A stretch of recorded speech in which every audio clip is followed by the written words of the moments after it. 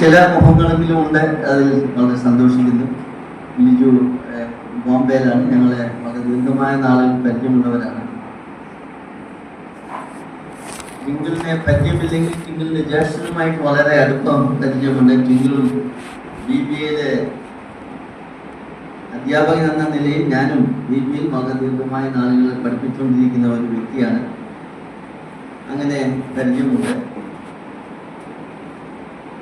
ഈ പ്രാവശ്യം വരുവാനുള്ള പ്രധാന കാരണം BBAയിലെ ക്ലാസ്സിൽ എടുക്കേണ്ടതായിട്ടുണ്ട്. അതുകൊണ്ട് ക്ലാസ്സുകൾ എടുത്തു തീർക്കുവാനായിട്ടാണ് ഞാനും എൻ്റെ ഭാര്യ ഫെലിസിറ്റി, പ്രത്യേകിച്ച് കൊല്ലത്ത് സഹോദരി ഭവനിൽ ചില ക്ലാസ്സുകൾ എടുക്കുവാനുണ്ട്. അതിനുള്ള ബന്ധത്തിലാണ് ഈ സന്ദർഭത്തിൽ നാട്ടിലായിരിക്കേണ്ടിയായി തീർന്നത്. കഴിഞ്ഞ 2-3 വർഷങ്ങളായിട്ട് നാട്ടിലായിരുന്നു. ഞങ്ങളുടെ മാതാവിനെ ശുശ്രൂഷിക്കുന്നതോട് ബന്ധത്തിലായിരുന്നു നാട്ടിൽ. എന്നാൽ കഴിഞ്ഞ 1 വർഷം മുൻപ് ഞങ്ങളുടെ പ്രിയമിച്ച മാതാവ് താൻ നിയമിച്ച കർത്താവിന്റെ സന്നിധാനത്തിലേക്ക് ചേർക്കപ്പെട്ടു. അങ്ങനെ വീണ്ടും ഞങ്ങൾ ബോംബെയിലേക്ക് ഷിഫ്റ്റ് ചെയ്യുവാനിടയായിരുന്നു. ശുശ്രൂഷകൾ ബോംബെയിൽ ആണ്. ശുശ്രൂഷയിൽ പ്രധാനമായിട്ട് വിവിധമായ സ്ഥാനങ്ങളിൽ കടന്നു ചെന്ന് ദൈവത്തെ പഠിപ്പിക്കുക എന്താണ് ഈ നാളുകളിൽ ചെയ്യുന്ന ശുശ്രൂഷ. ഇവിടെ നിങ്ങളുടെ മധ്യ കടന്നു വരുവാനും ഇവിടെയുള്ള പ്രിയപ്പെട്ടവരെ കാണുവാനും സന്തോഷിക്കുവാനും വലിയവനായ ദൈവം നൽകിയ ഈ നല്ല അവസരത്തെ ഓർത്ത് സ്തുതിക്കുന്നു. ഈ വർഷത്തിന്റെ അവസാനത്തെ ഞായറാഴ്ചയാണ്. ദിനവൃത്താന്തം ആവർത്തന പുസ്തകം 11-ാം അധ്യായം 12-ാം വാക്യത്തിൽ വായിക്കുന്നത് പോലെ യഹോവയുടെ ദൃഷ്ടി വർഷത്തിന്റെ ആണ്ടിന്റെ ആരംഭം മുതൽ അവസാനം വരെ നമ്മോട് കൂടെ ഉണ്ടായിരുന്നു. അതുകൊണ്ടാണ് നമ്മളെല്ലാം ഇരിക്കുന്നത്. അവന്റെ ദൃഷ്ടി നമ്മുടെ മേലുണ്ടായിരുന്നു. അവൻ നമ്മെ സഹായിച്ചു. അതോർത്ത് നമുക്ക് ദൈവത്തെ സ്തുതിക്കാം. ഓരോ ദിവസവും ഓരോ നിമിഷവും അവൻ നമ്മെ നടത്തുന്നു. നമുക്ക് ആവശ്യമായ എല്ലാ കാര്യങ്ങളും നൽകും. വർഷത്തിന്റെ അവസാനം വരുമ്പോൾ എൻ്റെ മനസ്സിലേക്ക് കടന്നു വരുന്ന ചില വേദഭാഗങ്ങളുണ്ട്. അതിൽ നിന്നും ചില കാര്യങ്ങൾ പറയുവാൻ ഞാൻ ആഗ്രഹിക്കുകയാണ്. 90-ാം സങ്കീർത്തനം 12-ാം വാക്യം ആരെങ്കിലും വായിച്ച് സഹായിക്കുന്നത് നന്നായിരിക്കും. 90-ാം സങ്കീർത്തനം 12-ാം വാക്യം നമുക്ക് വായിക്കാം.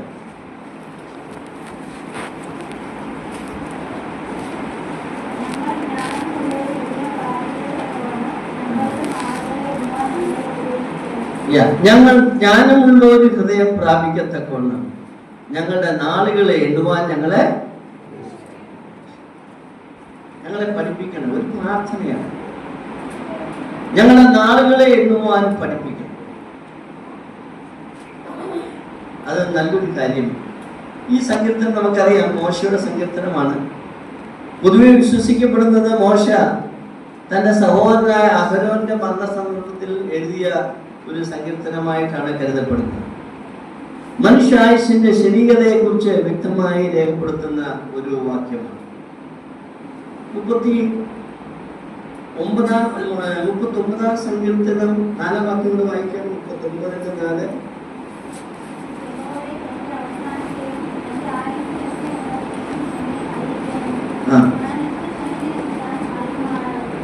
അവിടെ പറയുന്നത് ശ്രദ്ധിക്കുക. എന്റെ ആയുഷിന്റെ ദൈർഘ്യത നീ എന്നെ അറിയിക്കണം. അറിയിച്ചാൽ ഞാൻ എത്ര ക്ഷണികനാണെന്ന് എനിക്ക് മനസ്സിലാക്കുവാൻ. നമ്മുടെ ആയുഷ് എത്രമാത്രമുണ്ട്, നമ്മുടെ നാളുകൾ എത്രമാത്രമുണ്ട് എന്ന് മനസ്സിലാക്കുന്നത് വളരെ നല്ലൊരു കാര്യം. ഇവിടെ മോശം പ്രാർത്ഥിക്കുകയാണ്, ഞങ്ങൾക്ക് ജ്ഞാനമുള്ള ഹൃദയം ഉണ്ടാകണം. അതുണ്ടാകണമെങ്കിൽ ഞങ്ങളുടെ നാളുകളെ എണ്ണുവാൻ നീ പഠിപ്പിക്കണം. വായിച്ചാൽ നമുക്ക് തോന്നും മോശ ഒരു ഇല്ലിറ്ററേറ്റ് ആണോ, തനിക്ക് നമ്പർ എണ്ണാൻ അറിയാത്ത ആളാണോ എന്നൊക്കെ തോന്നിപ്പോല്ലേ. എണ്ണാൻ എനിക്കറിയാം, നല്ലവണ്ണം അറിയാവുന്ന, ഏറ്റവും അന്നുണ്ടായിരുന്ന വിദ്യാഭ്യാസത്തിൽ ഉന്നതമായ വിദ്യാഭ്യാസം പ്രാപിച്ചവനായിരുന്നു മോശ. അപ്പോസ്തല പ്രവൃത്തി 7-ാം അധ്യായം 22-ാം വാക്യം വായിക്കുക. അവിടെ നമുക്ക് കാണുവാൻ കഴിയുന്നുണ്ട്, മോശ അന്നുണ്ടായിരുന്ന സർവജ്ഞാനം, ഇസ്രായേലിന്റെ സർവജ്ഞാനവും പ്രാപിച്ചവനായിരുന്നു. ആ വാക്യം ഒന്ന് വായിക്കുക. അവിടെ പറയുന്നത് എന്താണ്? മോശയെ കുറിച്ച് പറയുന്ന വാക്യമാണ്. അപ്പോസ്തല പ്രവൃത്തി 7-ാം അധ്യായം 22-ാം വാക്യം.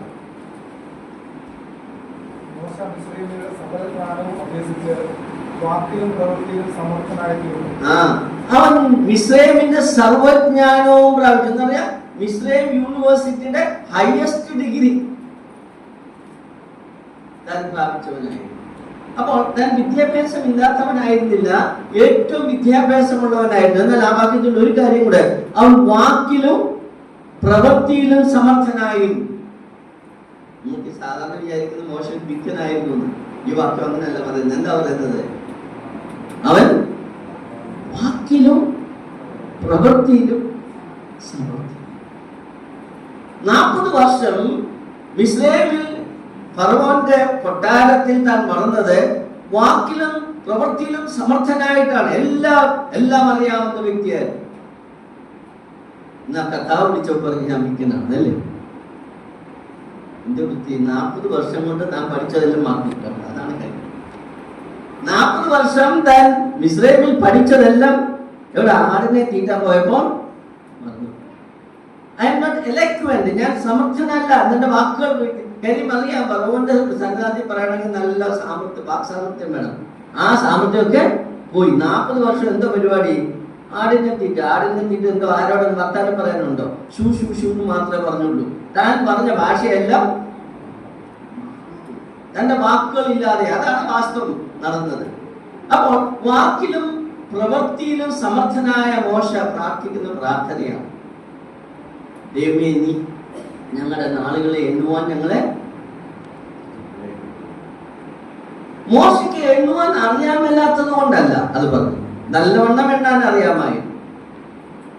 എന്നാൽ പിന്നെ ആ പ്രാർത്ഥനയുടെ അർത്ഥം എന്താണ്? ആ പ്രാർത്ഥനയുടെ അർത്ഥം ഇതാണ്. വേറൊരു അർത്ഥത്തിൽ പറഞ്ഞാൽ, കർത്താവേ എനിക്ക് എന്റെ നാളുകളെ എണ്ണുവാൻ അറിയാം. 40 വർഷം ഫറവോന്റെ കൊട്ടാരത്തിൽ, 40 വർഷം മരുഭൂമിയിൽ, 40 ആടുകളെ തേറ്റി 40 വർഷം മിസ്രൈമിൽ നടത്തി, ഏതാണ്ട് 120 വർഷം താൻ കൃത്യമായി ജീവിച്ച വ്യക്തിയാണ്. എനിക്ക് നാളുകളെ എണ്ണുവാൻ വ്യക്തമായിട്ട് അറിയാമായി. എന്നാൽ ഞാൻ എന്റെ നാളുകളെ എണ്ണുന്നത് പോലെ അല്ല ദൈവമേ നീ എണ്ണുന്നത്. അതാണ്, നീ എങ്ങനെയാണ് എന്റെ നാളുകളെ എണ്ണുന്നത് തന്നെ അത് നമുക്ക് മനസ്സിലാക്കേണ്ട ഒരു സത്യമാണ്. വേദപുസ്തകം വ്യക്തമായി പഠിപ്പിക്കുന്ന ഒരു കാര്യമാണ്, നാം എണ്ണുന്നത് പോലെ അല്ല ദൈവം നമ്മുടെ നാളുകളെ. നമുക്കൊക്കെ പറയാം, ഇത്ര വർഷമായി എനിക്ക് ഇത്ര വയസ്സുണ്ട്, 60 വയസ്സുണ്ട്, 50 വയസ്സുണ്ട്, 40 വയസ്സുണ്ട്. നമുക്കെല്ലാം നമുക്ക് പറയാനറിയാം. നമുക്ക് ഇത്ര ഞാൻ ജനിച്ചു, എന്റെ ബർത്ത്ഡേ അതാണ് എന്നൊക്കെ പറയാറുണ്ട്. എന്നാൽ ദൈവം നമ്മുടെ നാളുകളെ എങ്ങനെ എണ്ണുന്നു എന്നുള്ളത് നാം മനസ്സിലാക്കേണ്ട വിഷയമാണ്. നാം എണ്ണുന്നത് പോലെ അല്ല ദൈവം എണ്ണുന്നത്. അതാണ് മോശ പറഞ്ഞത്. ദൈവമേ നീ എന്റെ നാളുകളെ എങ്ങനെ എണ്ണുന്നു എന്ന് എന്നെ ഒന്ന് പഠിപ്പിക്കണം. എങ്കിൽ മാത്രമേ ഞാൻ വിവേകത്തോടുകൂടി ജ്ഞാനത്തോടുകൂടി ജീവിക്കുവാൻ സാധ്യമാകുകയുള്ളൂ. നമുക്ക് നോക്കാം ദൈവം എങ്ങനെയാണ് നമ്മുടെ നാളുകളെ എണ്ണുന്നത്.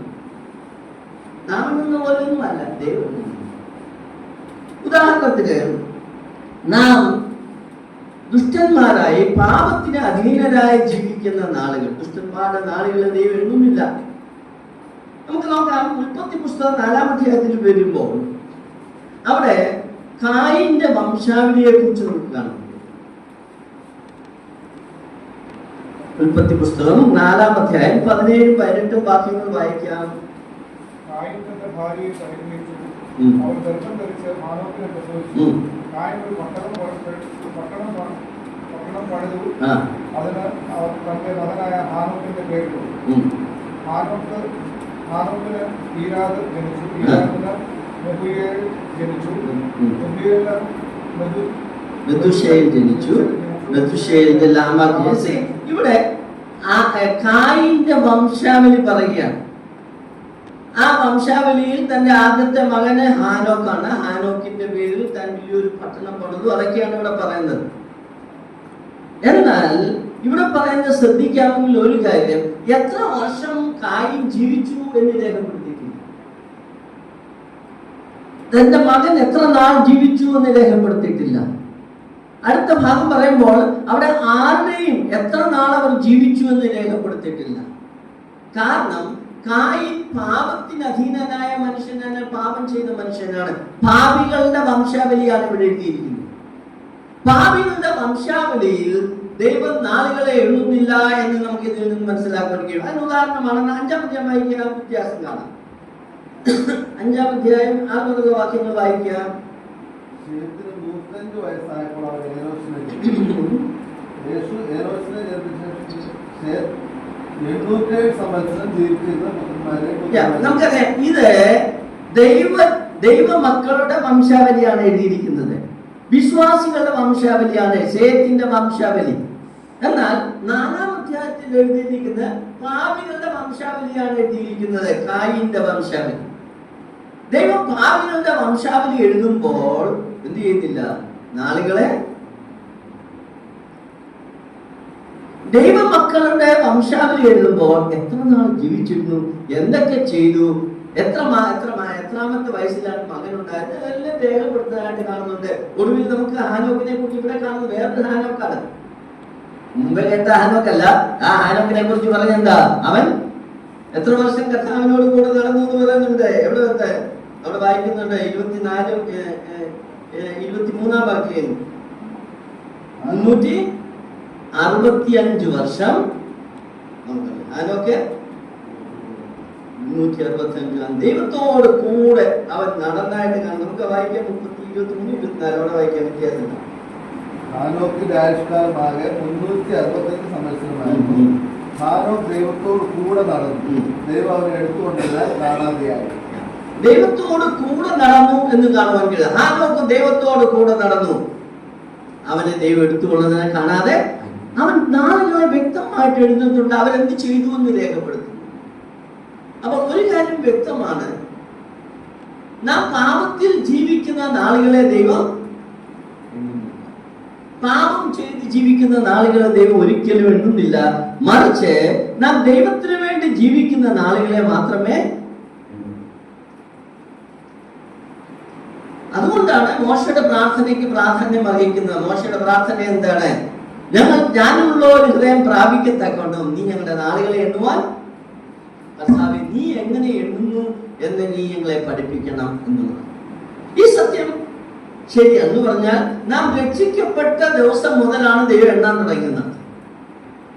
രക്ഷിക്കപ്പെടുന്നതിന് മുമ്പുള്ള നാളുകളൊന്നും ദൈവം. നിങ്ങൾക്കൊന്ന് ചിന്തിക്കാം, എത്രാമത്തെ വയസ്സിലാണ് രക്ഷിക്കപ്പെട്ടത്? ഞാനൊരു 10-ാമത്തെ വയസ്സിലാണ് രക്ഷിക്കപ്പെട്ടത്. എന്റെ ദീർഘമായ നാളുകളെ ദൈവം സ്തോത്രം. അന്ന് മുതലാണ്. അതിനു മുമ്പുള്ള പാപത്തിൽ ജീവിച്ച നാളുകളെ ദൈവം എണ്ണുന്നില്ല. അപ്പൊ നിങ്ങൾ തന്നെ ചിന്തിക്കുക, എത്ര നാളുകൾ ദൈവം എണ്ണുന്നുണ്ട് എന്നുള്ളത്. എത്രാമത്തെ വയസ്സിലാണ് രക്ഷിക്കപ്പെട്ടത്? അന്ന് മുതലാണ് നാളുകളെ ദൈവം. ഒരിക്കൽ ഒരു സുവിശേഷം അറിയിക്കാനായി പോയി. എല്ലാം വൈകിട്ട് വീട്ടിൽ വന്നപ്പോ ഭാര്യ ചോദിച്ചു, ഇന്ന് എത്ര ആത്മാക്കളെ കിട്ടിയെന്ന്. പുള്ളി ആലോചിച്ചിട്ട് പറഞ്ഞു, 5.5 ആത്മാക്കളെ കിട്ടിയത്. ഭാര്യക്ക് മനസ്സിലായി 5.5 ആത്മാക്കൾ എന്ന് പറഞ്ഞപ്പോ പുള്ളി പറഞ്ഞു, ഭാര്യ പറഞ്ഞ 5 വലിയവരെയും ഒരു പ്രായമുള്ള ആളുടെയാണോ എന്ന് ചോദിച്ചു. അങ്ങനല്ല, 5 കൊച്ചു പിള്ളേരെയും ഒരു പ്രായമുള്ള കാര്യം ജീവിതം അറിയുമുള്ളൂ, ബാക്കിയെല്ലാം പോയി. അപ്പൊ 5.5 എന്ന് പറഞ്ഞാൽ ഒരു പ്രായമുള്ള ആളുടെയും ബാക്കി 5 കൊച്ചു പിള്ളേരെയും എന്ന് പറഞ്ഞാൽ നാം ചെറുപ്രായത്തിൽ തന്നെ രക്ഷിക്കപ്പെടുമ്പോൾ ദൈവം ആ നാൾ മുതൽ എണ്ണുവാൻ തുടങ്ങും. നാം ഭാഗ്യവാന്മാരാണ് അങ്ങനെ എണ്ണിയ. എന്താ അടുത്ത ചോദ്യം? രക്ഷിക്കപ്പെട്ടതിന് ശേഷമുള്ള എല്ലാ ദിവസവും എണ്ണാറുണ്ടോ ദൈവം? അതാണ് ചോദ്യം. നമുക്ക് നോക്കാം, ഒരു ഉദാഹരണം നോക്കാം. ഉൽപ്പത്തി പുസ്തകത്തിലേക്ക് തന്നെ വരാം. ഉൽപ്പത്തി പുസ്തകം 16-ാം അധ്യായത്തിന്റെ അവസാന വാക്യം വായിക്കാം. ഉൽപ്പത്തി പുസ്തകം 16-ാം അധ്യായത്തിന്റെ അവസാന വാക്യം, 2 വാക്യം. പിന്നെ ഹാഗാർ അബ്രാമിന് ഒരു മകനെ പ്രസവിച്ചു. ഹാഗാർ പ്രസവിച്ച തന്റെ മകന് അബ്രാം ഇസ്മായേൽ എന്ന് പേരിട്ടു. ഹാഗാർ അബ്രാമിന് ഇസ്മായേലിനെ പ്രസവിച്ചപ്പോൾ അബ്രാമിന് 86 വയസ്സായി. എത്രാമത്തെ വയസ്സിലാണ് ഇസ്മായിൽ ജനിച്ചത്? അവിടെ പറയുന്നുണ്ട്, അബ്രഹാമിന് 86 വയസ്സുള്ളപ്പോൾ ഇസ്മായിലിനെ ജനിച്ചു. അടുത്ത വാക്യം വായിക്കേ, 17-1 അടുത്ത വാക്യം. അബ്രാമിന് 99 വയസ്സായപ്പോൾ യഹോവ അബ്രാമിന് പ്രത്യക്ഷനായി. 99 വയസ്സായപ്പോൾ എബ്രഹാമിന് ദൈവം പ്രത്യക്ഷമായി. അതിൻ്റെ ഇടയ്ക്ക് എത്ര ഈ രണ്ട് വാക്യത്തിനുള്ളിൽ എത്ര വർഷമുണ്ട്? കണക്കൂട്ടുന്നത് 13 വർഷം. ഇവിടെ പോയി 13 വർഷം ഒട്ടും രേഖപ്പെടുത്തിയിട്ടില്ല. ഈ 13 വർഷത്തെ രേഖകളൊന്നും കാണുന്നേ ഇല്ല. എന്തുകൊണ്ട് ദൈവം അബ്രഹാമിന്റെ ജീവിതത്തിൽ 13 വർഷം എണ്ണാതെ വിട്ടു എന്നുള്ളതാണ് ചോദ്യം. അബ്രഹാം വിശ്വാസിയാണ്, താൻ വിശ്വാസത്തിലാണ് പുറപ്പെട്ടത്. 86-ാമത്തെ വയസ്സിൽ ഇസ്മായിൽ ജനിച്ചു. ഇസ്മായിൽ ജനിച്ചതിന് ശേഷം 99 വയസ്സ് വരെ യഹോവ സംസാരിച്ചതായിട്ട് നമുക്ക് കാണാൻ കഴിയുന്നില്ല. കാരണം മറ്റൊന്നുമല്ല, ഇസ്മായിൽ തന്റെ കൂടാരത്തിലുണ്ട്. ഇസ്മായിൽ ആരാണ് നമുക്കറിയാം. അബ്രഹാമിനും സാറായ്ക്കും ദൈവത്തിലുള്ള വിശ്വാസം നഷ്ടപ്പെട്ടു. സാറ പറഞ്ഞു, ഈ വയസ്സായി, ഇനി നമുക്ക് മക്കളൊന്നും ഉണ്ടാവില്ല, നീ ഹാഗാറിന്റെ ഭാര്യയായി ജീവിക്കുക. ദൈവം പറഞ്ഞ വാഗ്ദത്തിലുള്ള വിശ്വാസം നഷ്ടപ്പെട്ടപ്പോഴാണ് ആര് ജനിച്ചത്? ഇസ്മായിൽ. ആ അബ്രഹാമിന്റെ കൂടാരത്തിലുള്ള നാളുകൾ ദൈവം എണ്ണിയേ ഇല്ല. ദൈവത്തെ അനുസരിക്കുക, ദൈവത്തിലുള്ള വിശ്വാസം നഷ്ടപ്പെട്ട അബ്രഹാമിന്റെ 13 വർഷം ദൈവം തന്റെ നാളുകളെ എന്ന് പറഞ്ഞാൽ നമ്മൾ വിചാരിക്കുന്ന പോലെയല്ല ദൈവം എണ്ണുന്നത്. നാം രക്ഷിക്കപ്പെട്ട നാൾ മുതലാണ് എണ്ണാൻ തുടങ്ങിയതെങ്കിലും നാം ദൈവത്തെ അനുസരിക്കാതെ, ദൈവത്തിലുള്ള വിശ്വാസമില്ലാതെ നാം ജീവിക്കുന്ന നാളുകളെ ദൈവം ശ്രദ്ധിക്കുക. എങ്ങനെയാണ് ദൈവം എണ്ണുന്നത്? അതുകൊണ്ടാണ് മോശയുടെ പ്രാർത്ഥനയിൽ പ്രസക്തിയുള്ളത്. ഞങ്ങൾ ജ്ഞാനമുള്ള ഒരു ഹൃദയം പ്രാപിക്കത്തക്കവണ്ണം ഞങ്ങളുടെ നാളുകളെ എണ്ണുവാൻ.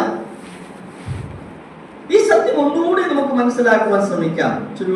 ചെറിയൊരു കണക്കുണ്ട്. നിങ്ങൾ വേണമെങ്കിൽ ഒരു പേപ്പറൊക്കെ ഇട്ടൊന്ന് ഒരു കണക്ക് എഴുതിയാൽ നല്ലതാണ്. ഒരു എക്സസൈസ് ഒരു നോക്കാം. വലിയ വലിയ വ്യത്യാസമാണ്. നമുക്ക് 1 രാജാക്കന്മാർ 6-ാം അധ്യായത്തിലേക്ക് വരാം. നിങ്ങൾ പേപ്പറൊക്കെ ഉണ്ടെങ്കിൽ ഒന്ന് എഴുതുന്നത് നല്ലതായിരിക്കും. ഇത് വേറൊരു കണക്കാണ്. എങ്ങനെയാണ് ദൈവം നമ്മുടെ നാളുകളെ എണ്ണുന്നത് എന്ന് നമുക്ക് ശ്രദ്ധിക്കാം. 6-ാം അധ്യായം 1-ാം വാക്യം വായിക്കും.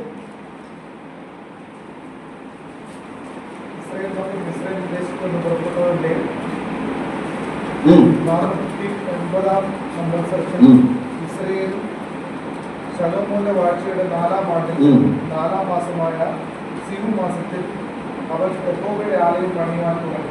യഹോവയുടെ ആലയം പണിയുവാൻ പോകുന്ന ഡേറ്റ് ആണ് ഇവിടെ എഴുതിയിരിക്കുന്നത്. അതിന്റെ വിശദീകരണമാണ്, അതിന് അടിസ്ഥാനമിട്ട കാര്യമാണ് ഇവിടെ രേഖപ്പെടുത്തിയിരിക്കുന്നത്. എന്നാണ് യഹോവയുടെ ആലയം പണിയുവാൻ തുടങ്ങിയത്? ഇവിടെ പറയുന്നുണ്ട്, ഇസ്രായേൽ മക്കൾ മിസ്രയീമിൽ നിന്ന് പുറപ്പെട്ടതിന് ശേഷം 480 വർഷം കഴിഞ്ഞാണ്.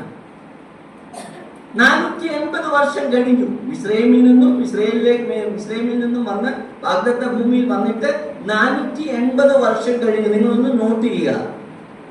അത് എത്രാമത്തെ വർഷമാണെന്ന് പറയുന്നുണ്ട്? ശലോമോന്റെ ഏത് വർഷമാണ്? വാഴ്ചയുടെ 4-ാമത്തെ. ശലോമോന്റെ വാഴ്ചയുടെ 4-ാം ആണ്ടിലാണ് യഹോവയുടെ ആലയത്തിന് അടിസ്ഥാനമിട്ടത്. 480 വർഷം എന്നാണ് കണക്കാക്കുന്നത്. നമുക്കൊരു കാര്യം ചെയ്യാം, അപ്പോസ്തല പ്രവൃത്തിയിലേക്ക് തിരിയാം. അപ്പോസ്തല പ്രവൃത്തി, ഇത് ഇവിടെ ഒരു വിരൽ വെക്കുന്ന, ഇവിടെ ശ്രദ്ധിക്കുന്നത് നല്ലതാണ്. അപ്പോസ്തല പ്രവൃത്തിയിലേക്ക് നോക്കാം. നമുക്കൊന്ന് കണക്ക് കൂട്ടാം, എത്ര വർഷം യഥാർത്ഥത്തിൽ ഉണ്ടായിരുന്നു എന്ന് നമുക്ക് കണക്ക് കൂട്ടാം. അപ്പോസ്തല പ്രവൃത്തി 13-ാം അധ്യായത്തിൽ അപ്പോസ്തലനായ പൗലോസ് താൻ സിനഗോഗിൽ പ്രസംഗിക്കുന്ന രംഗമാണ് അവിടെ കാണുവാൻ കഴിയുന്നത്. ആ പ്രസംഗത്തിൽ താൻ പറഞ്ഞ ചില കാര്യങ്ങൾ, ചില കണക്കുകൾ നമുക്കിവിടെ കാണുവാൻ കഴിയുന്നുണ്ട്. അവിടെ അന്ത്യോക്യയിൽ താൻ അവിടെ ആയിരുന്ന ആ കാലഘട്ടത്തിൽ താൻ ഒരു സിനഗോഗിലേക്ക് കടന്നുപോയി. നമുക്കറിയാം, ശബത്തിൽ 14-ാം വാക്യം 13-ന്റെ വായിക്കുന്നുണ്ട്. അവിടെ താൻ പിസിഡിയ എന്ന് പറയുന്ന സിനഗോഗിൽ കടന്നു ചെന്ന് പ്രസംഗിക്കുന്ന കാര്യമാണ് രേഖപ്പെടുത്തിയിരിക്കുന്നത്. അവിടെ നമുക്ക് കാണുവാൻ കഴിയുന്ന 17 മുതലുള്ള വാക്യങ്ങൾ വായിക്കാം. ഇസ്രായേൽ ജനത്തിന്റെ ദൈവം നമ്മുടെ പിതാക്കന്മാരെ തെരഞ്ഞെടുത്തു. ഇസ്രായേൽ ദേശത്തിലെ പ്രവാസകാലത്ത് ജനത്തെ വർദ്ധിപ്പിച്ചു. ഭുജവീര്യം കൊണ്ട് അവിടെ നിന്ന് പുറപ്പെടുവിച്ചു. മരുഭൂമിയിൽ 40 സംവത്സരക്കാലത്തോളം അവരുടെ സ്വഭാവം സഹിച്ചു. അപ്പൊ ഇസ്രായേലിൽ നിന്ന് പുറപ്പെട്ട് മരുഭൂമിയിൽ എത്ര നാളുണ്ടായിരുന്നു? 40 സംവത്സരം. കണക്കാണ്. ഒന്ന് പേപ്പറിൽ ഒന്ന് നോട്ട് ചെയ്താൽ നല്ലതാണ്. 40 സംവത്സരം മരുഭൂമിയിൽ ഉണ്ടായിരുന്നു. അതിനുശേഷം അവകാശമായി കൊടുത്തു. അങ്ങനെ ഏകദേശം 450 സംവത്സരം കഴിഞ്ഞു. അപ്പോൾ ഈ 40 വർഷം മരുഭൂമിയിലായിരുന്നു. അതിനുശേഷം കനാൻ ദേശത്തിലേക്ക് വന്നു.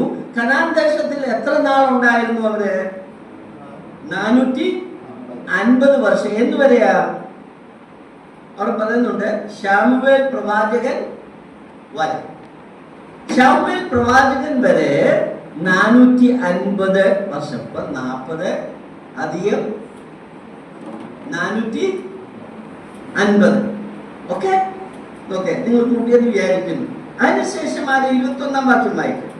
അനന്തരം അവർ ഒരു രാജാവിനെ ചോദിച്ചു. ദൈവം അവർക്ക് ബെന്യാമിൻ ഗോത്രക്കാരനായ കീശിന്റെ മകൻ ശൗലിനെ 40 ആണ്ടേക്ക് കൊടുത്തു. അപ്പോ ശമൂവേലിന്റെ കാലഘട്ടം കഴിഞ്ഞിട്ട് ശേഷം 40 വർഷം ശൗലിനെ രാജാവായി കൊടുത്തു. അപ്പൊ എത്ര വർഷമായി ശ്രദ്ധിക്കുക? 40ഉം 450ഉം 490 പ്ലസ് 40. അപ്പൊ എത്ര വർഷമായി? 500. ശരിയാണോ? നിങ്ങളെല്ലാം കണക്ക് കൂട്ടിയോ? കണക്ക് ശരിയാണോ? മിസ്രൈമിൽ നിന്നും ഇസ്രായേൽ മക്കൾ പുറപ്പെട്ടതിന് ശേഷം ശൗൽ മരിക്കുന്നിടം വരെ എത്ര വർഷമായി? 530 വർഷം. അതിനുശേഷം ആരെ വായിക്കുന്നുണ്ട്? ദാവീദ് രാജാവ്. അടുത്ത വാക്യം വായിക്കുക. 22-ാം വാക്യം. അവനെ നീക്കിയിട്ട് ദാവീദിനെ അവർക്ക് രാജാവായി വാഴിച്ചു. ഞാൻ ഇശ്ശായിയുടെ മകനായ ദാവീദിനെ പുരുഷനായി കണ്ടു. അവൻ എന്റെ ഹിതമെല്ലാം ചെയ്യുമെന്ന് അവനെ കുറിച്ച് സാക്ഷ്യം പറഞ്ഞു. 1 രാജാക്കന്മാർ 2-ാം അധ്യായം 11-ാം വാക്യത്തിൽ അവിടെ രേഖപ്പെടുത്തുന്നുണ്ട് എത്ര നാളാണ് ദാവീദ് രാജ്യം ഭരിച്ചത്. ദാവീദ് 40 വർഷം ഭരിച്ചു. അപ്പൊ 530 വരെ നമ്മൾ എണ്ണിയല്ലേ? 530 അതിന്റെ കൂടെ എന്തുകൂടെ കൂട്ടണം? ദാവീദിന്റെ 40 വർഷം കൂടെ കൂട്ടിയാൽ 570 എന്ന് പറഞ്ഞാൽ മിസ്രൈമിൽ നിന്നും ഇസ്രായേൽ മക്കൾ പുറപ്പെട്ടതിന് ശേഷം ദാവീദിന്റെ മരണം വരെ 570 വർഷമായെന്നാണ് ഈ കണക്കൂട്ടൽ നമുക്ക് കാണാൻ കഴിയും. ദേവാലയം എന്നാണ് പണിതത്? ദേവാലയം പണിതത് ശലോമോന്റെ വാഴ്ചയുടെ 4-ാമത്തെ ആണ്ടിൽ. കുറഞ്ഞ പക്ഷെ 3 നമുക്ക് കൂട്ടാം. 3 വർഷം അതിന് ശേഷമാണല്ലോ ദേവാലയം പണിയാൻ തുടങ്ങിയത്. ഓക്കെ, ഇപ്പൊ 3 കൂട്ടിയാൽ എത്രയായി? 573 വർഷം കഴിഞ്ഞതിന് ശേഷമാണ് ദേവാലയം പണിയുവാൻ. മനസ്സിലായെന്ന് വിചാരിക്കും. ഇസ്രായേൽ മക്കൾ ഇസ്രായേലിൽ നിന്ന് പുറപ്പെട്ടതിന് ശേഷം ഈ ഭാഗത്ത് വായിക്കുമ്പോൾ മനസ്സിലാക്കുന്നത് 573 വർഷത്തിന് ശേഷമാണ് ദേവാലയം പണിയുവാൻ. അവിടെ എഴുതിയിരിക്കുന്നത് എന്തുവാ? 1 രാജാക്കന്മാർ 6-ാം അധ്യായം 1-ാം വാക്യത്തിൽ എഴുതിയിരിക്കുന്നത് എന്താ? ഏതാ ശരി?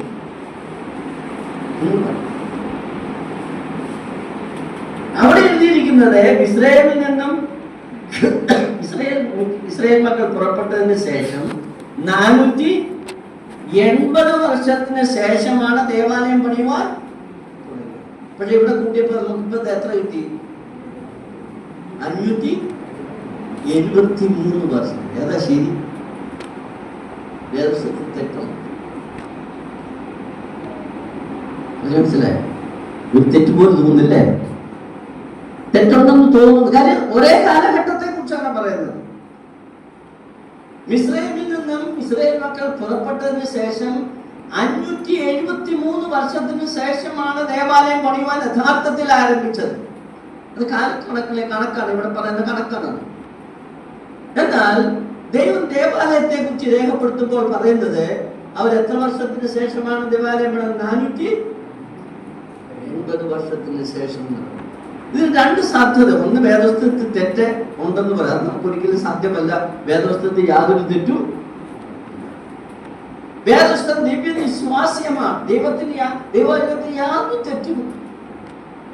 എന്നാൽ ഇത് മനസ്സിലാക്കുന്ന വേറെ വിധത്തിൽ, നാം കണക്ക് കൂട്ടുന്നത് പോലെ അല്ല ദൈവം തന്റെ, ദൈവം നാളുകളെ എണ്ണുന്നത് നാം എണ്ണുന്നത് പോലെ അല്ല. എത്ര വ്യത്യാസമുണ്ട്, എത്ര വ്യത്യാസമുണ്ട് നോക്കി. എത്ര വർഷം ദൈവം എണ്ണിയില്ല? 97 93 വർഷം. ശ്രദ്ധിക്കുക, നിങ്ങൾ ശ്രദ്ധിച്ചു നോക്കിയാൽ 480 573 മൈനസ് 480 വരുമ്പോൾ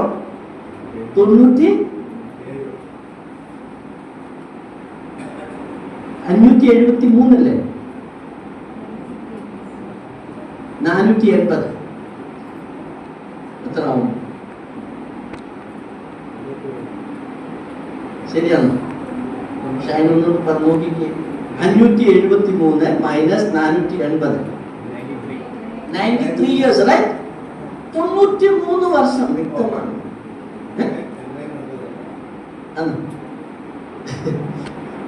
ശരിയെന്നല്ലോ, 93 വർഷം എന്ന് പറഞ്ഞാൽ ദൈവത്തിന്റെ ആലയത്തെ കുറിച്ച് പറയുമ്പോൾ ഈ 93 വർഷം എണ്ണിയില്ല.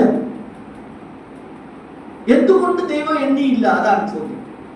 അത് എവിടെയാണ് പോയത് ഇത് നമുക്ക് നോക്കാം. ഇത് എന്തുകൊണ്ട് ദൈവം എണ്ണിയില്ല എന്ന് നമുക്ക് പരിശോധിക്കാം. ന്യായാധിപന്മാരുടെ പുസ്തകം 3-ാം അധ്യായം. ന്യായാധിപന്മാരുടെ പുസ്തകം 3-ാം അധ്യായം 8-ാം വാക്യം.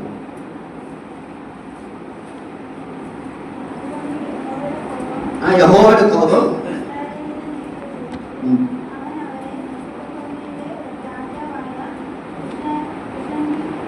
കൂശാന്റെ ശീതാണ്.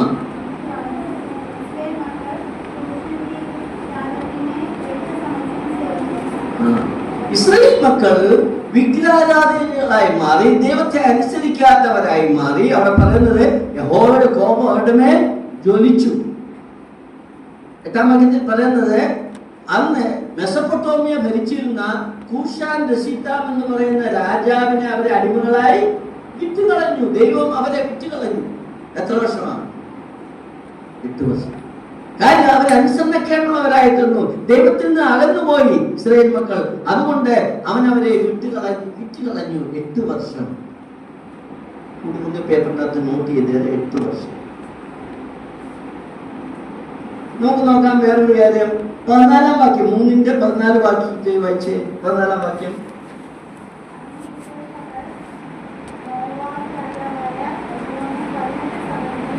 എഗ്ലോനെ സേവിച്ചു. പിന്നീട് ഇത് സംഭവിച്ചു. ഇസ്രായേൽ മക്കൾ വീണ്ടും അനുസരണക്കേടുള്ളതായപ്പോൾ അവർ മോവാബ് രാജാവായ എഗ്ലോനെ ഏൽപ്പിച്ചു. എത്ര വർഷം എഗ്ലോനെ സേവിച്ചു?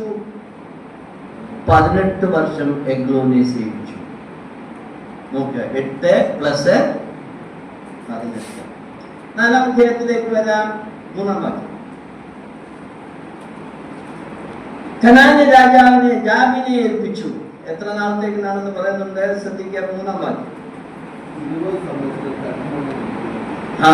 20 വർഷം ഇസ്രായേൽ മക്കളെ ജാബിൻ, കനാന്യ രാജാവായ ജാബിന്റെ കയ്യിൽ ഏൽപ്പിച്ചു. കഠിനമായി അവനവരെ പീഡിപ്പിച്ചു. അപ്പോൾ 8 അധികം 18 പ്ലസ് 20. 6-ാം അധ്യായം 1-ാം വാക്യം. 6-ാം അധ്യായം 1-ാം വാക്യം.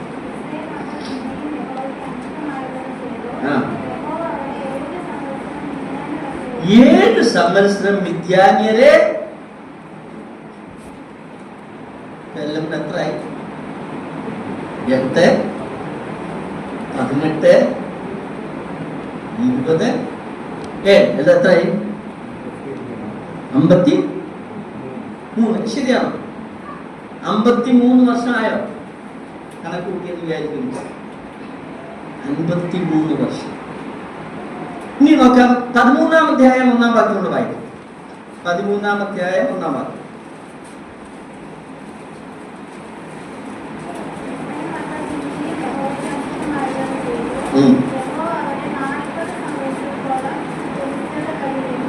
ഇസ്രായേലിന് ദൈവത്തിന് അനിഷ്ടമായി ചെയ്തത് കൊണ്ട് ദൈവം അവരെ എത്ര വർഷം ഏൽപ്പിച്ചു? 40 വർഷം ഫെലിസ്ത്യരുടെ കയ്യിൽ ഏൽപ്പിച്ചു. 553 40 കൂടെ കൂട്ടിയാൽ എത്രയായി? 93 ശരിക്കും വന്നു. സൂക്ഷ്മമായിട്ട് ശ്രദ്ധിക്കുക. 93 വർഷം ദൈവം അവരെ അന്യ രാജാക്കന്മാരുടെ കയ്യിൽ ഏൽപ്പിച്ചു. ദൈവം തന്റെ ആലയത്തെ കുറിച്ച് രേഖപ്പെടുത്തുമ്പോൾ ഈ 93 വർഷം ഡിലീറ്റ് ചെയ്തു.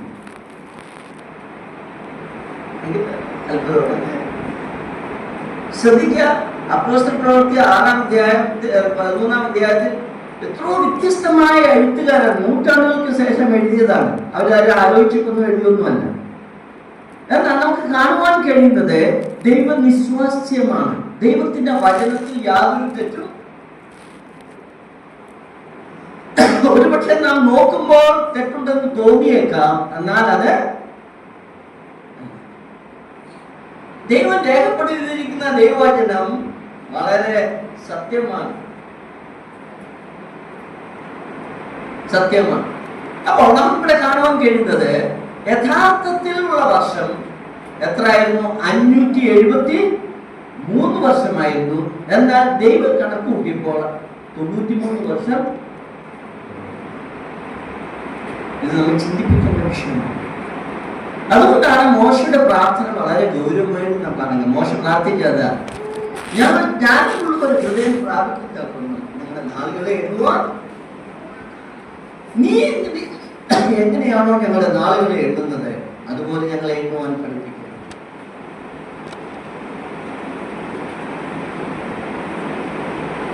കഴിഞ്ഞ വർഷം 365 ദിവസം നമുക്ക് കിട്ടിയല്ലേ? 5 ദിവസം കർത്താവിന് വേണ്ടി ഉപയോഗിച്ചു. എത്ര ദിവസങ്ങൾ വ്യർത്ഥമായി. നാം ചെയ്യുന്ന എല്ലാ കാര്യങ്ങളും രേഖപ്പെടുത്തുന്ന ഒരു പുസ്തകം സ്വർഗത്തിലുണ്ട്. ആ പുസ്തകത്തിന്റെ പേരെന്താണെന്ന് അറിയാമോ? ജീവപുസ്തകമുണ്ട്, നമുക്കറിയാം. നമ്മുടെ എല്ലാ പേരും അവിടെ ഉണ്ട്, ജീവപുസ്തകത്തിലുണ്ട്. അത് കൂടാതെ ഒരു പുസ്തകം കൂടെ ഉണ്ട്. എന്താ പറയുക? ജ്ഞാപക പുസ്തകം, ദ ബുക്ക് ഓഫ് റിമംബറൻസ്. മലക്കായുടെ പുസ്തകം 3-ാം അധ്യായം 16-ാം വാക്യത്തിൽ വായിക്കുന്നുണ്ട്. അവിടെ ദൈവം നാം ചെയ്യുന്ന എല്ലാ കാര്യങ്ങളും രേഖപ്പെടുത്തുന്നുണ്ട്. നാം സംസാരിക്കുന്നത്, നാം വേദപുസ്തകം വായിക്കുന്നത്, എന്റെ നാമത്തെ ധ്യാനിക്കുന്നവരോട് പറയാൻ വായിക്കാൻ ശ്രദ്ധിക്കാൻ വേണമെങ്കിൽ വാക്യം വായിക്കാം. മലക്കായുടെ പുസ്തകം 3-ാം അധ്യായം 16-ാം വാക്യം. മലക്കായുടെ പുസ്തകം 3-ാം അധ്യായം മലാക്കി 3:16.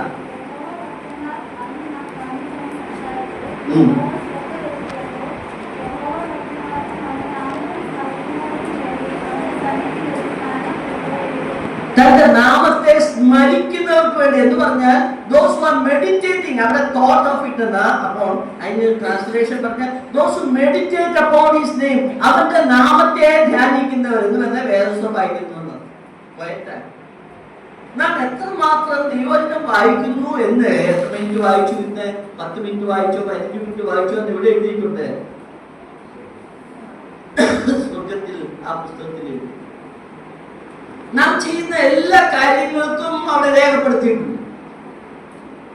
സഹോദരന്മാരെ, നമ്മൾ ചിന്തിക്കേണ്ട വിഷയം. കഴിഞ്ഞ ഒരു വർഷം നമുക്ക് കർത്താവ് അനുവദിച്ചാൽ നമുക്കൊരു പുതിയ വർഷം ദൈവം നൽകും. നാം ചെയ്യുന്ന എല്ലാ കാര്യങ്ങളും രേഖപ്പെടുത്തുന്ന പുസ്തകമുണ്ട്. നാം നഷ്ടമാക്കിയ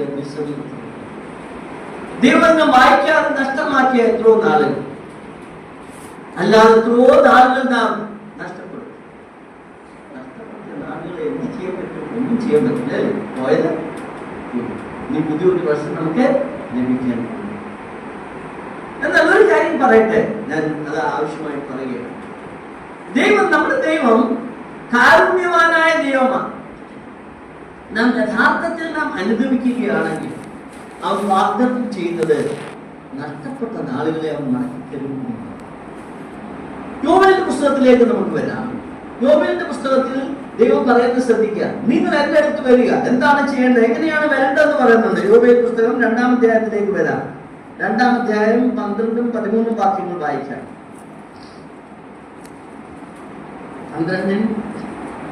2-ാം അധ്യായം 12-ഉം 13-ഉം വാക്യം.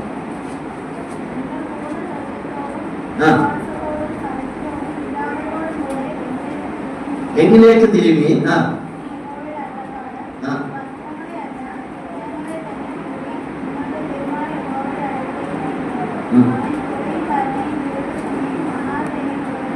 അതെ.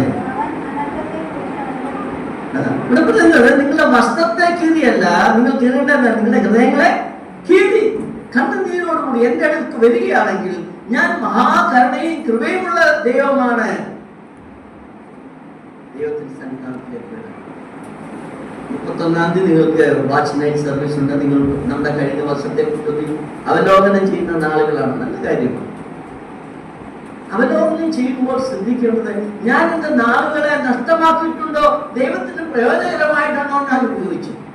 കർത്താവിന് വേണ്ടി ഞാൻ കഴിഞ്ഞ വർഷം എന്ത് ചെയ്തു? നഷ്ടപ്പെട്ടിട്ടുണ്ടെങ്കിൽ നാം യഥാർത്ഥത്തിൽ അനുദപിച്ച് കർത്താവിന്റെ അടുത്തേക്ക് വരുന്നതായിരുന്നു. കർത്താവ് നോക്കിയ ഈ അധ്യായത്തിൽ തന്നെ യോബേൽ പുസ്തകം 25-ാം വാക്യം വായിക്കും. 25-ാം വാക്യം ദൈവം പറയുന്നത് എന്താണ്? ശ്രദ്ധിക്കുക.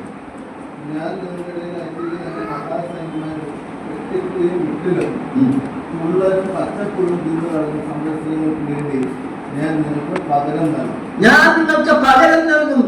ആര് കളഞ്ഞ? തുള്ളനും വെട്ടിക്കിളിയും എല്ലാം തിന്നുകളഞ്ഞ നാളുകളെ ഞാൻ പകരം നൽകും. Have even eaten the cankerworm, the caterpillar, palmer worm, and great army which I sent. നിങ്ങളുടെ ജീവിതത്തിലെ എത്രയോ നാളുകൾ തുള്ളനും വെട്ടിക്കിളിയും നശിപ്പിച്ചു കളയും. നമ്മുടെ അവിടെ ഓരോ വാക്കുണ്ട്, വാട്സപ്പ്, ഇന്റർനെറ്റ് എന്നൊക്കെ ഇട്ടാൽ മതി. നമ്മുടെ നാളുകൾ കളഞ്ഞു. എത്രയോ സമയമാണ് സോഷ്യൽ മീഡിയയിൽ നാം കളയുന്നത്. മണിക്കൂറുകളോളം ഫേസ്ബുക്കിലും വാട്സപ്പിലും ഇന്റർനെറ്റിലും നാം ചെലവിടാറില്ല. പറയുകയാണ്, നമ്മളോട് പറയുന്ന വാഗ്ദത്തമാണ്. എന്താ? നിങ്ങൾ കളഞ്ഞ ആ നാളുകളെ ഞാൻ മടക്കി എന്ത് ചെയ്യണം? നിങ്ങളുടെ ഹൃദയങ്ങളെ തന്നെ കീറി എന്റെ അടുത്തേക്ക് വരും. യഥാർത്ഥത്തിൽ നാം അനുഭവിക്കുകയാണെങ്കിൽ, കർത്താവേ, കഴിഞ്ഞ വർഷം ഇത്രമാത്രം മണിക്കൂറുകൾ ഞാൻ വാട്സപ്പിൽ കളഞ്ഞു, ഇത്രമാത്രം മനുഷ്യൻ സോഷ്യൽ മീഡിയയിൽ കളഞ്ഞു, നിന്റെ വചനം പോലും വായിക്കാതെ ഞാൻ അതിന് മുൻപിലിരുന്നു. എത്രയോ നാളുകളാണ് നഷ്ടമായി, പ്രയോജനമില്ലാത്ത നാളുകളായി തീർന്നു. എന്നാൽ നാം യഥാർത്ഥത്തിൽ അനുഭവിക്കുകയാണ്, ദൈവം നമുക്ക് ആ നാളുകളെ നമുക്ക് അനുതാപത്തോടുകൂടി കർത്താവ് നാളുകളെ മടക്കി തരുന്നവന് 11 മണിക്കൂർ ജോലി ഇല്ലാതെ വെറുതെ മാർക്കറ്റിൽ നടന്ന കുറെ പേര് കണ്ടില്ലേ? കർത്താവ് തന്നു. നിങ്ങൾ എന്താ നിങ്ങൾ ആരും വിളിച്ചില്ല, ഞങ്ങൾ വെറുതെ ഇരിക്കുകയാണ്. എത്ര മണിക്കൂറാ? 11 മണിക്കൂർ. അപ്പൊ അവരോട് പറഞ്ഞു, നിങ്ങൾ എന്ത് ചെയ്യണം? എന്റെ വയലിൽ പോവാ, എന്റെ തോട്ടത്തിൽ പോയി വേല ചെയ്യാൻ പറഞ്ഞു. അവർക്ക് വലിയ സന്തോഷം. ആരാണ് ഞങ്ങൾക്ക് വിളിച്ചല്ലോ എന്നുള്ള സന്തോഷത്തിലായിരിക്കും അവർ പോയി. എത്ര മണിക്കൂറേ ജോലി ചെയ്തോളൂ, ശമ്പളം കിട്ടിപ്പോഴും 12 മണിക്കൂറിലെ ശമ്പളം.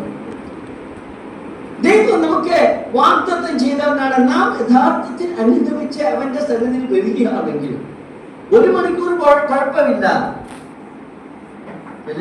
ഇത്രയും നാള് കർത്താവിന് വേണ്ടി ഒന്നും ചെയ്യാൻ പറ്റില്ല, റിട്ടയർഡ് പോയി, ഇനി എന്ത് ചെയ്യുന്നത്? പേടിക്കണ്ട, റിട്ടയർഡ് ആയാലും കുഴപ്പമില്ല. കർത്താവിന് വേണ്ടി വേല ചെയ്യും.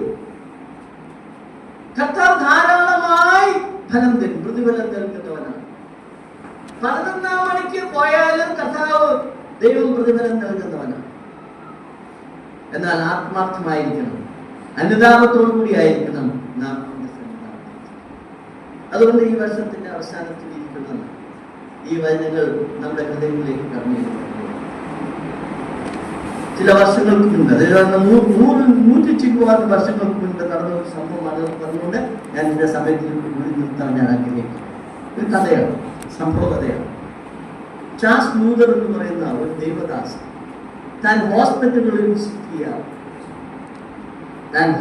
വിസിറ്റ് ചെയ്തപ്പോൾ ഒരു രോഗിയായ മനുഷ്യനെ കണ്ടു, വളരെ ആവശ്യനായി. ഇപ്പൊ ഡോക്ടറിനോട് ചോദിച്ചു പറഞ്ഞു 2-3 ദിവസമേ ജീവിക്കാൻ സാധ്യതയുള്ളൂ, ഈ വളരെ അസന്ന നിലയിലിരിക്കുന്ന ഒരു വ്യക്തിയാണെന്ന് പറഞ്ഞു.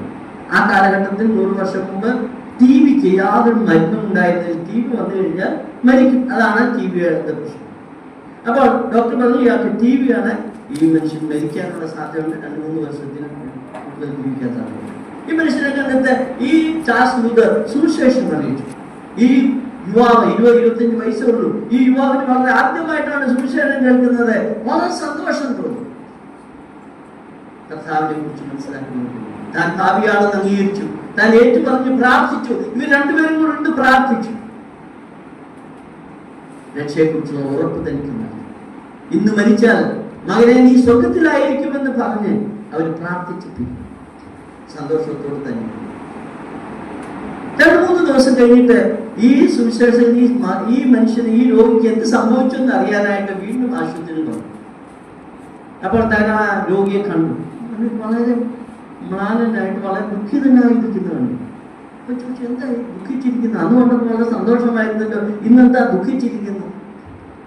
രക്ഷയെക്കുറിച്ചുള്ള സംശയമുണ്ടോ? ഇന്ന് മരിച്ചാൽ സ്വർഗത്തിൽ പോകത്തില്ലെന്ന് എനിക്ക് തോന്നുന്നുണ്ടോ? അയ്യോ, ഞാൻ പോകും, തീർച്ചയായിട്ടും ഞാൻ പോകും. എനിക്ക് രക്ഷയുടെ നിർണയമുണ്ട്. എനിക്ക് വാസ്തവത്തിൽ 25 വർഷം ഞാനിത് കേട്ടില്ലല്ലോ എന്നുള്ള ദുഃഖമേ ഉള്ളൂ. 25 വർഷം ഞാനിത് മനസ്സിലാക്കിയില്ല എന്നുള്ള ദുഃഖമാണ്. എനിക്ക് ഒരേ ഒരു ദുഃഖമേ ഉള്ളൂ, ഞാൻ കർത്താവിനൊന്നും ചെയ്തില്ല. ഞാൻ അവന്റെ സന്നിധാനത്തിൽ ഒരു ദിവസം നിൽക്കും, എനിക്ക് നല്ലവണ്ണം അറിയാം. ഞാൻ എങ്ങനെ നിൽക്കും? വെറും കൈയായിട്ട് ഞാൻ എങ്ങനെ സന്നിധാനത്തിൽ? Must I go and empty handed? Must I see the Savior? ആ വാക്കുകളാണ് ആ യുവാവ് പറഞ്ഞത്. ഞാൻ വെറും കൈയായിട്ട് കർത്താവിന്റെ സന്നിധാനത്തിൽ പോകേണ്ടി വരുമല്ലോ എന്നുള്ള ദുഃഖമാണ് എനിക്കുള്ളത് എന്ന് പറഞ്ഞു. ദേവദാസൻ ആ സഹോദരൻ ആശ്രയിച്ചു. ദൈവം എന്നെ കരുതുന്നുണ്ട്. ഈ സന്തോഷത്തോടെ ഈ ലോകത്തിൽ ചില ദിവസങ്ങൾക്ക് ശേഷം ആ യുവാവ് മരിച്ചു.